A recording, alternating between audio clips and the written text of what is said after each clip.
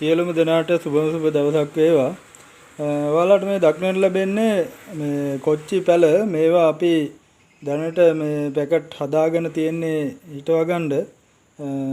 මේ පැල අපි මේ පැල විකුණන කඩේකින් අරන් ආවේ. මේ බලන්න බොහොම හොඳට හැදිලා තියෙනවා. මේක ඇත්තට මේ ගොඩක් නිරෝගී පැල අපි ඇවිල්ලා මේ විශ්වාසවන්ත තැනකින් තමයි පැල ලබා ගන්නෙ. බලන්න මේ බොහොම හොඳට තියෙනවා සාර්ථකව. ඉතින් මේ පාර අපි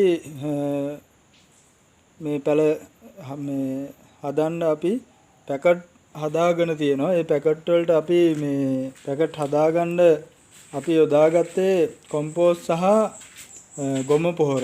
ගොම පොහොර ගන්නකොට පරණ වෙච්ච ගොම පොහොර තමා ගන්න ඕන, අලුත් ඒවා නෙමෙයි.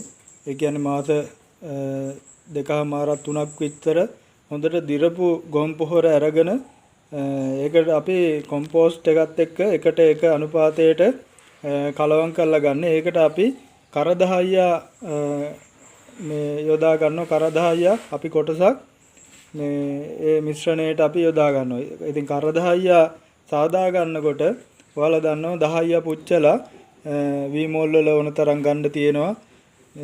ඒවා බාගෙට පුච්චලා තමයි ගන්න. ඒකල්ලා මේවා හොඳට කලවම් කරනවා. කලවම් කරලා තමයි මේ පැකට් වලට පුරවගන්නේ.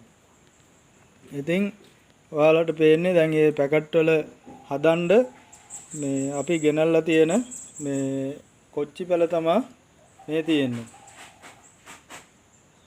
ඉතින් මේවා හිටවලා ඉස්සරහට නඩත්තු කරන්නේ කොහොමද කියන කාරණේත් ඔයාලට පැහැදිලි කරලා දෙන්නම්.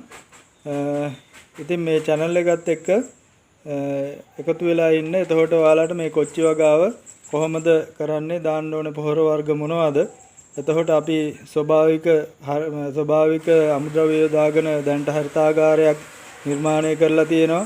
එතකොට ඒ හරිතාගාරය හදලා තියෙන විදිය ඔයාලට බලා ගන්න පුළුවන්.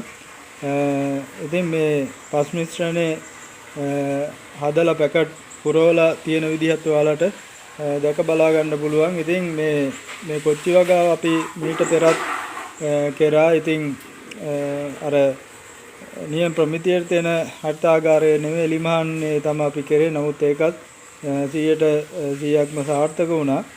ඉතින් මේ වගාව ගැන අපි ඉස්සරහට විස්තර කියන්න.